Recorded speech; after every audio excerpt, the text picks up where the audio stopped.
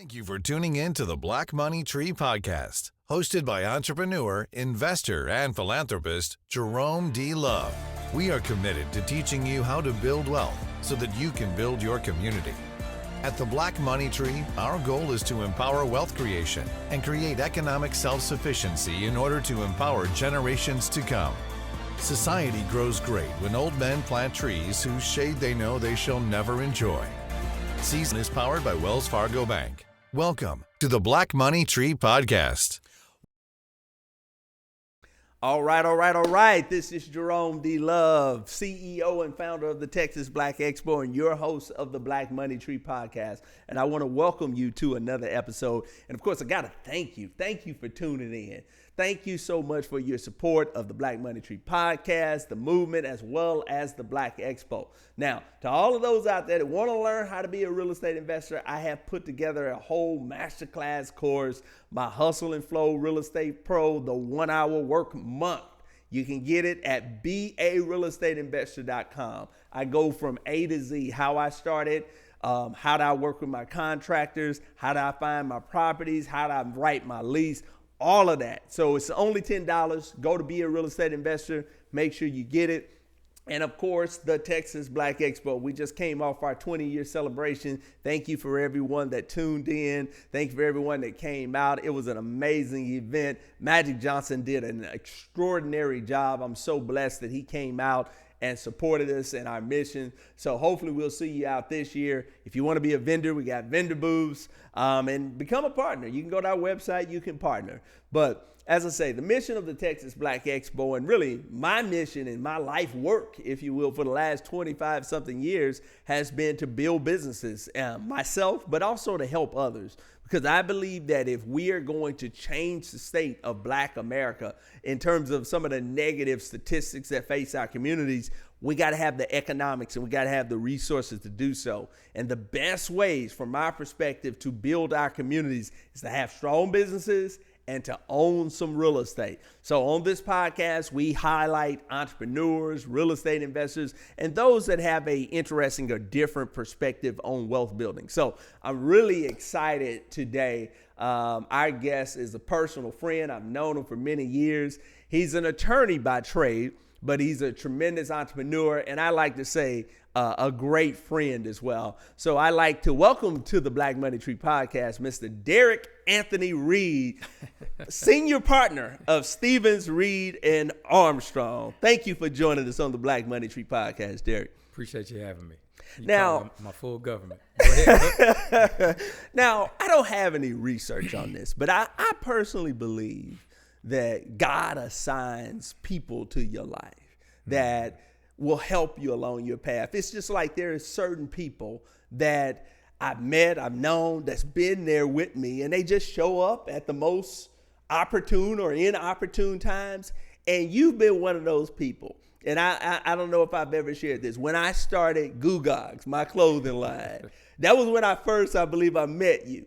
Didn't really get to know you in '98, but I don't know if we can go into that. But you were selling Goo Gog shirts for me out of your dorm when you was a RA. Yeah. Then I moved to Houston. I became a real estate agent. You got your real estate license. You were one of my agents. You were recruiting other agents for me. You helped me build that business. Then when I started Black Expo and started having a few legal challenges here and there, you had your law license and you were helping me there. I mean, it's like every step of the way, every house you bought, I've been your realtor. You know, you've always been there. So first off, thank you. But I bring that out because I think that in starting a business and being successful, you got to have people that are advocating, that are helping you and supporting you. A lot of times I get to sit here and act like I did it all myself. You were on my board with Black Expo. I believe you were a chair at one point, you know. So you were one of the critical people in the past that's always been there and kind of helped me. So talk a little bit about building a business and the need for having that support system and people around. And then I'll throw another kind of question in there. What was it? Is that just who you are? What made you reach out and do the things that you did to help to support Texas Black Expo and me personally? I'll answer the second question first. I mean, you were a friend of mine. You are a friend of mine, and so I mean, I've just always had that in me, just to try to help my friends out. Sometimes beyond even helping myself. And so with Goo Gogs, I mean, I don't keep count, and so I don't. I do remember now, obviously Goo Gogs. I remember the real estate, all of that. But at the same time, it's just I see a good thing. I see it, where it's going. I've helped out on political campaigns, right? And that kind of got me into politics. But same thing with business. I've seen how you run your businesses. My oldest business has only been going on for 7 years, right? And so, seeing that and kind of acting as an intern, in a sense, from way back to 97, 98 has helped me along as well. So you've helped me just by seeing the way that you've moved, seeing your triumphs and your failures, right? As well. And just seeing how you've gotten around those. So, so that's pretty much, it's just me and wanting to learn more. And wanting to help as well. As far as, I think your first question was about just entrepreneurship. Yeah, the need for having people that are supporting you, the team that's necessary to have a successful business. So I think success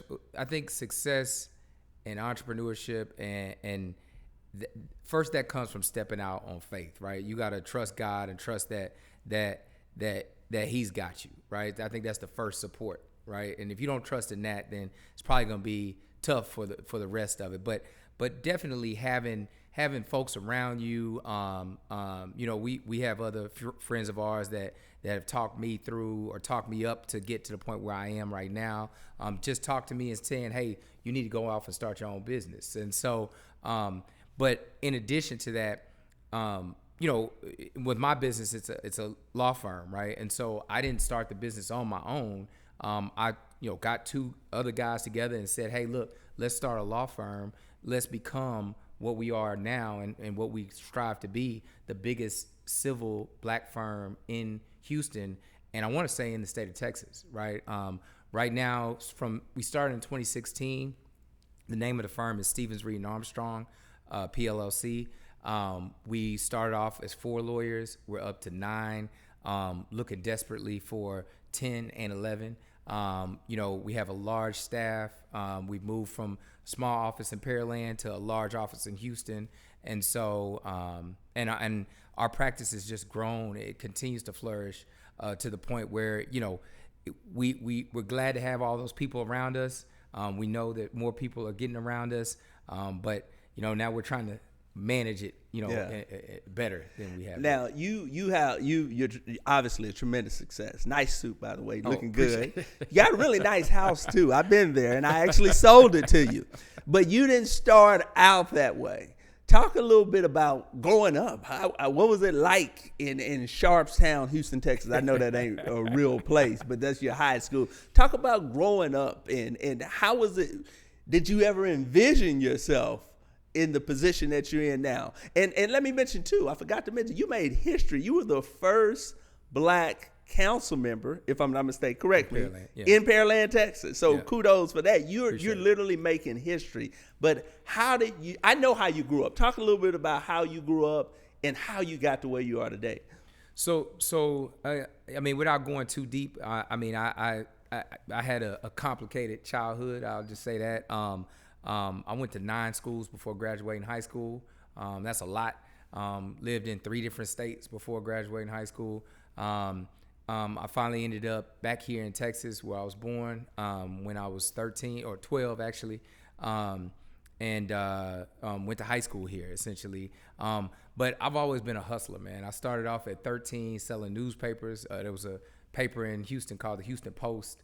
I know from San Antonio, y'all might have only had one newspaper, but we San Antonio Light. The San Antonio Light. We had 2 newspapers, the Chronicle and the Post. The Chronicle eventually bought the Post, but I used to sell the Houston Post in front of grocery stores, and so I did that all of 13, 14, And then 15, I was decided that one of the grocery stores I was selling newspapers in front of, Randall's, I was going to try to get a job there. So I lied on my application, said that I was already 16, changed my birth date, and I got a job as a sacker.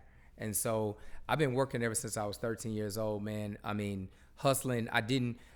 My hustle came from not wanting to end up where my mama was and end up in that same type of situation where I saw a lot of my family members. I did have family members that were successes in the sense of, my grandmother was a nurse. I had another grandmother that was a teacher who lived in Dallas. And my grandmother, here definitely helped out. But that's what kind of prompted my drive. And so, here I am today, still, I still have that, I guess some would call it trauma, or that mentality that, hey, look, I don't ever want to be without. And so, that's. So what do you think is the difference? There's some people that grow up in those type of environments and they become the environment. There are others that say, I'm never going to be like this, and they go the different. What do you think the difference was that helped you to break out of some of the things that you went through? That's a good question, man. I mean, I think it's continuing to have that determination. I think some people want to get out of that environment. I think everybody wants to be out of that environment, right? But then, like you said, the difference, some people end up staying in it or becoming that. And I don't want to say it's them giving up, but maybe not necessarily being shown the way or being given that not favor, man, but like that teacher or that professor or that that person to come to them and say, you know what, I'm gonna take your hand and I'm gonna walk you through this. Yeah. If that makes sense. So who were some of those people that helped you, that showed you a different way? Because ultimately what you're talking about is vision. You can only strive to be what you see. So in a lot of those environments, if that's all you see, you think that that's what you're supposed to be. So who were some of the people that provided that vision for you that kind of led you out? It started off with being teachers from high school. Betty Waukee, Kathy Ransom, she was one of my counselors. It also, was some family members or friends. Mr. Mike Ricketts was was the dad of a friend of mine, but who also made sure that he watched out for me as well. And so I mean, it was a number of people, obviously some family members as well that kind of stepped in, but it wasn't seeing what they were doing. It was more of them telling me that you can do, right? And so it's yes, people lead by example, but it's also them instilling in me saying, hey, look, don't succumb to this. And you have a grown person telling you, hey, you can do this, and constantly telling you. And that's kind of an example. And we are not talking about this, but my nephew that moved in with me, kind of similar situation. Yeah. So that's one of the things that I've admired. When you were in college, your sister was staying with you. When you were in college, and now your nephew is staying with you. So not only did you make your way out, you're reaching back to try to help some others. Yeah. So let's talk a little bit about business, and I'm gonna be straight up. And we've had this conversation off camera. I don't like lawyers, man. Y'all always try to complicate stuff, and y'all charge too much money. All right? So now I've told you that off camera, and I've told you that. Now explain. I want the people to hear what you tell me when I tell you stuff like that, man, and why lawyers are necessary, specifically in the business arena. I'll tell you that if you keep me involved throughout all the processes, then you won't have to worry about troubles down the line, right? I mean, it's like it's sweeping your floor. If you stop sweeping your floor and stop having, your floor cleaned or however you do it, I mean, dirt's going to build up. And then it's going to cost more and be harder to sweep your floor, right? So there's no business. Let me rephrase that. 95% of businesses are bound to be in some type of legal situation, right? As you grow, problems grow. More money, more problems. Right. Yeah, and so that's true in every sense of the word. If you really listen to what he's saying, he's not talking about just money in his pocket. I mean, that's more business, more problems, right? And that comes with real estate. That comes with entrepreneurship. And so you always want to keep somebody legal around you. Yes, we charge a lot because we got to pay off a lot of loans, right? I mean, but the doctors charge you a lot to go and see them, right? I mean, you paying doctors with insurance. I mean, upwards of probably $500-600 an hour, if not more. So, but it's all for the benefit down the line, right? Yeah. And so if you don't have that kind of, have that person around you, or that legal person or legal entity around you, you can end up in a world of trouble as you continue to grow and don't seek that advice. So let's talk about, okay, I'll give you that one.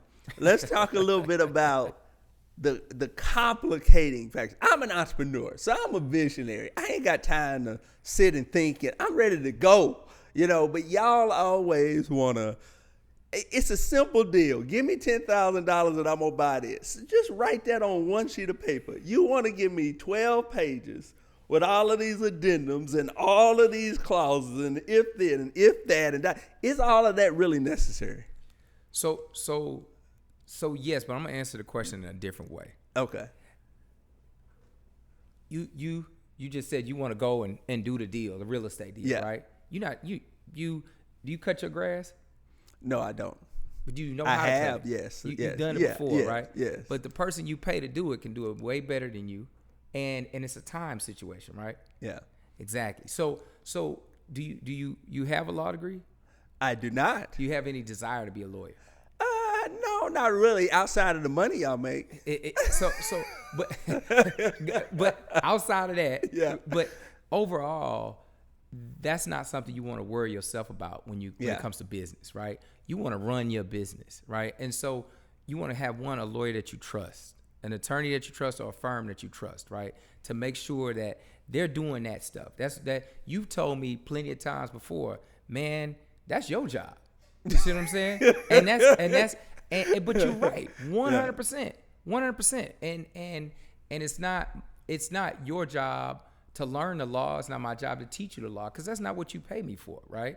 But that's not what any entrepreneur should think when they get a lawyer. Let me, why are they doing all of this? I mean, yes, you want some explanation, but I mean, at the end of the day, you got to trust that they're doing the best and in the best interest of you. There's no lawyer that doesn't want repeat work.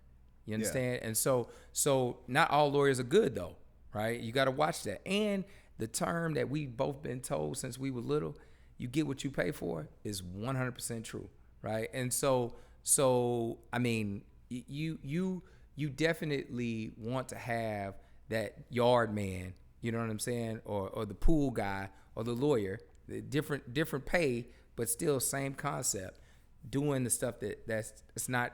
You know what I'm saying? Yeah. You want to be a businessman. You want to close deals. You want to go and find more deals. That's And as an entrepreneur, any entrepreneur should want to do whatever it is that the business is. I think about it. It's like the person that says, "I don't have time to exercise. I don't have the money to do this, that, and the other," but then they have a heart attack. And now they got plenty of time to go to physical therapy, and they shelling all this money for insurance and this, that, and the other. It's kind of like what you prioritize and or whatnot. So now, as a lawyer, I think you're in a profession kind of like doctors and even real estate to a certain extent, where everybody want to pick your brain for a quick minute. And I know I do that too. So I'm picking your brain all the time. What are some of let's say for the starting business owner out there, they want to get in business, what are some of the most predominant questions that you get, and or the typical advice that you give to that starting entrepreneur, that budding entrepreneur that wants to start in business? So a couple of different ones. Do I need to start a corporation or an LLC? What's the difference between the two? I've seen PLLC. What does that mean? A lot of questions revolve around what kind of business they need to start, right? And then the next question is the how. How do I do it? How much is it going to cost me, right? A lot of times, and I'll say this, to the audience today, a lot of times people in general, entrepreneurs, just everybody, starting a business is not complicated. Going to the Secretary of State site is not complicated. The cost is $300. if you want to pay somebody else to go online and do it for you, it takes less than 10 minutes. This is real story, true story. I started a business this morning for me and a friend of mine, right? Another friend of mine. This morning, it took maybe a whole 7 minutes filling out everything. It took me a longer time to look up his address in my text messages. Yeah. And so, and click submit in the $300 and that's it. It's simple, right? Obviously you probably want, a lawyer or someone to tell you, hey, well, this is all I got to do. Is this all I got to do? But that's the most common. Like, what do I need to do? What's the difference, and how do I do it? Well, I think back to the lawn guy that you mentioned. It's about what you know. So, true story. When I started Black Expo, when we went from the for-profit, we started as an LLC, then we became a nonprofit. I filed that paperwork and waited probably 8-9 months. And I was like, what the heck is going on? When can I get And then I got an attorney, and 2 weeks, boom. And I'm like, how did that happen? But bottom line is, they knew exactly what they were doing. Yeah. They knew where to go, what to say, when, where, and I'm just trying to figure it out. Yeah. And that was one of the things I did learn, and I think that's the real learning lesson for all the entrepreneurs out there. You have to pay professionals, Mm-hmm. You think you're saving money by not spending money on your accountant, but when the IRS come after you, you're going to pay more than you would have spent exactly up front if you would have got the accountant. I tell people too, they'll say, oh, I'm interested in flipping this house and okay, $150 an hour. I'll give you a consultation. $150, that's pales in comparison to legal fees. I like to add that, but people just do not understand. You go out there and buy this house and you buy it wrong, or there's some plumbing issues. That's thousands of dollars, $7,000, $8,000, $10,000 when you could have paid $150 and I could have told you, don't do this, don't do that, So I believe that paying professionals is critically important. So talk a little bit about you. One of your businesses is a title company. Yeah. Why title? I know you deal with a lot of investors. What is some of the things that you're seeing out there in terms of real estate investing? So why title? First, I'm not a property investor, but one of the things that I've learned through you, through other friends of ours that are really into real estate investing is real estate is gonna always be around, and I mean, it's been around for ages. In the Bible, what Abraham gave his sons land, right? Yeah. And so or was it Moses that gave his sons land? Man, don't be bringing up no Bible and scriptures you don't even know. That I'm thinking totally different now. Abraham had land. God told him to go to a place that he would show him. Yes. And then him and Lot split. Lot went to Sodom, and then Abraham went to wherever he went. I don't know where he went, but I don't know if that's what you were referencing. Yeah, that's what I was referencing. Okay, all right. But in general, I guess what I'm getting to is I needed a way to be involved in real estate, and title was what I saw as my route. And so I basically became a franchisee of a company called Patent Title. However, my company is called Reed Title, and so I have to pay a franchise fee to Patent Title. But in general, with the investors that I know, yourself, the realtors, and just the real estate community in Houston and throughout the state of Texas, because we also do business in Austin and Dallas. I saw that as an opportunity to have another revenue stream. So I got two more questions, and then we're going to close out. So I was at the Legislative Black Caucus last week, and I went to a real estate forum, and it was a gentleman there from Wells Fargo, and we were talking about building wealth within the black communities, and they said the most easy or the lowest hanging fruit is what he called tangled titles. And that's people, mama died, they didn't have a will, they have a property that has a lot of equity in it, but they can't really assess it because it hasn't gone through the proper, I don't know what's the word, I won't say mitigation, that's not the word, the court system where or whatever, and they call them tangled titles. What kind of experience do you have with that? Do you see a lot of that in terms of what you're doing? Because I can tell you, I benefited from tangled titles. I bought a house in April. I don't want to say the amount, but I made a tremendous amount off of it. Part of the way I was able to make that tremendous amount, I got to the closing, and they said the parents of this lady whose house you buying this from died in 2015. The parents were, I guess, seniors or whatever, so they weren't paying any taxes on the house. The people that inherited the house never notified the taxing entity that the parents had died. So there's 7 to 8 years of taxes that have gone unpaid. Now, from my understanding, they can only go back 5 years. So basically, I had to go to the lady and say, I know I agreed to pay you this price, but I'm probably going to have a substantial tax bill that's coming. Now, so you're going to have to drop your price. And I was able to get even more money off. So talk a little bit about those types of deals and issues that you see. I guess not necessarily an issue, but it does become a complicated deal. Definitely have seen, tangled titles, essentially where you have property that was never handed down. A lot of times it's in our community, in the Black community, where we don't put wills together, and we should.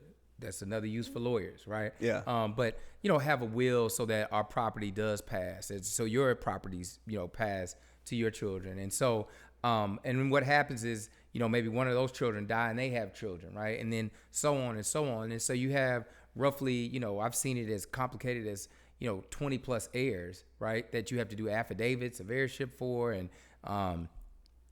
make sure that everything is kind of flowing the right way. But my company or any title company, their job is to make sure that title is clear for an investor like yourself, any other entrepreneur that's invested in real estate. So I know I said 2 more questions, but that just brought up another one. So for me as the investor, where I'm at right now is in going to that session and just understanding that my kids are now in college. Eventually I want to be able to hand them something. What do I do? I have an LLC. All of my companies are under that LLC. But now I'm thinking about, do I need a trust? And then do I need the trust to own the LLCs? And from my understanding, the trust is like a corporation. So if I'm the CEO, I make my daughter the vice president or whatever, and my son, da-da-da-da. So if I die, then they just keep running the organization. That's kind of in my mind, but is that a naive way of looking at it, or what's your suggestion? That's a perfect way of looking at it, right? I mean, it's to set up trust, not just for passing on property, but for protection of property, right? We have a friend who's been on this podcast who had his property essentially almost stolen, right? Almost stolen. He caught it right before it was stolen, but it was in his name and not in a company's name, right? And I'm sure you've talked about that before on this podcast, to make sure that you have a trust set up, not just for the passing of it to your heirs, but for your own protection while you're living. So what's the difference between the trust and the LLC? Because I have LLCs. Could I just name my daughter and put them as a member of the organization? And does it keep the same level of protection, or what does the trust do that your normal corporation doesn't? Well, a trust talks about how, or the simple way to put it is, a trust will describe how things are to happen if you pass on. Who gets what, kind of like a will, but it's more active than a will, right? Plus a trust is a company, and so a trust can have certain gains, certain protections that an LLC won't necessarily have, and that's the simple way to put it. One of the things, though, also with an LLC is a good vehicle. It is a company. At the same time, I'm trying not to be too complex, but the corporate veil can be pierced a lot easier than a trust. Okay.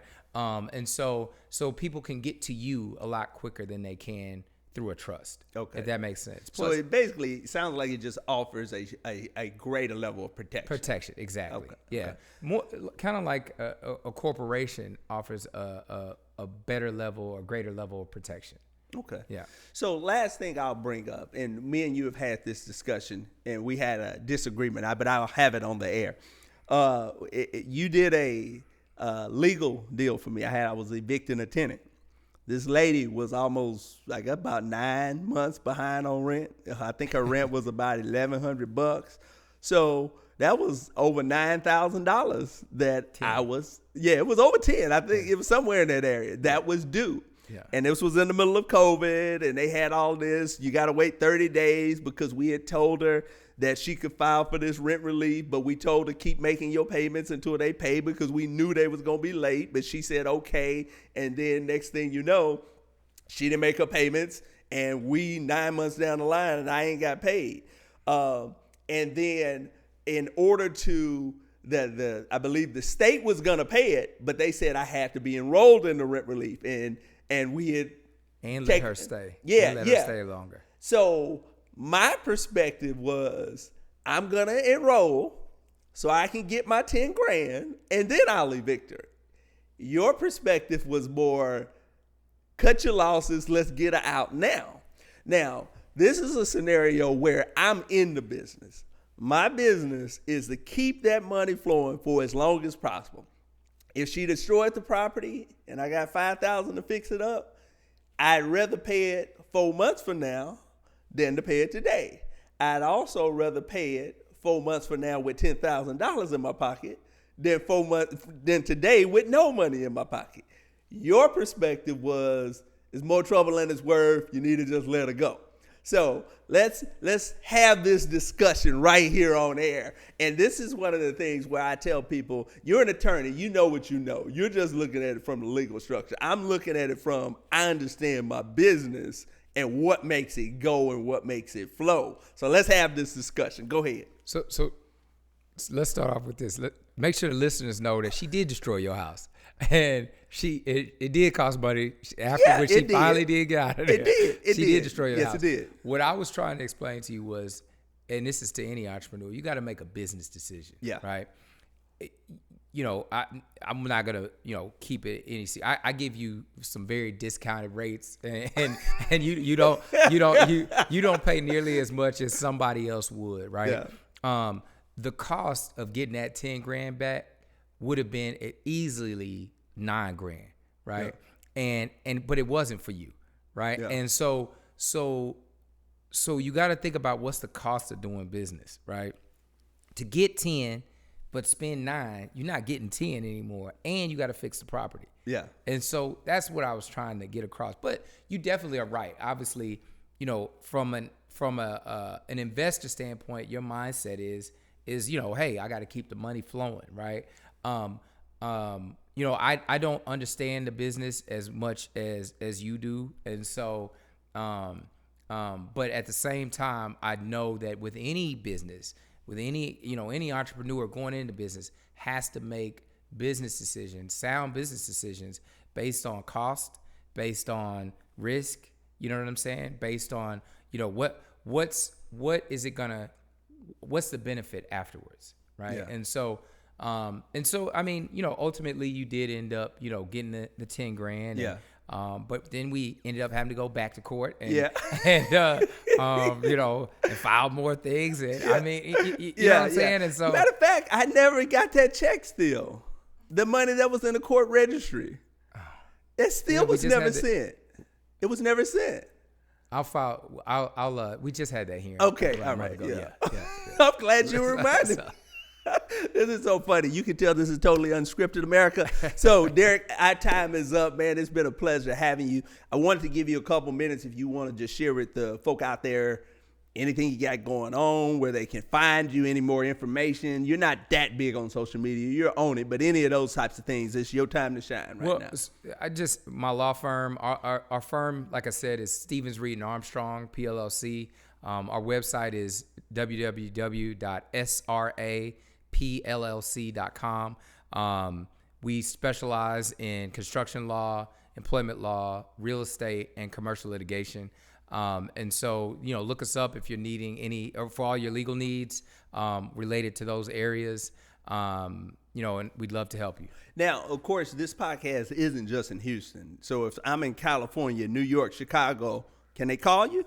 So we are licensed in California, Texas, and Louisiana. Okay. Awesome. Yes. Awesome. Yeah. Well, it's been a pleasure, Derrick. Yeah, Congratulations on all your Appreciate success. Thank you for everything you've done for me. And y'all heard it here. I'm saying it. I wouldn't be where I am today without this man right here. So thank you, man. Appreciate it. And thank you guys for tuning in to the Black Money Tree podcast. Make sure you go to bearealestateinvestor.com if you want to learn about creating wealth in real estate. And make sure you mark your calendars. May 2024, Texas Black Expo's 21st annual summer celebration trade show is going to be here in Houston, and we look forward to seeing you there. Thank you for tuning in.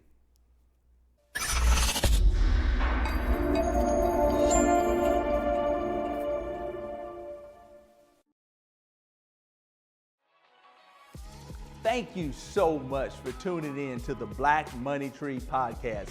Don't forget to like and share this video. And if you want more content like this, follow us on Instagram, Facebook, and Twitter. We'll see you next time.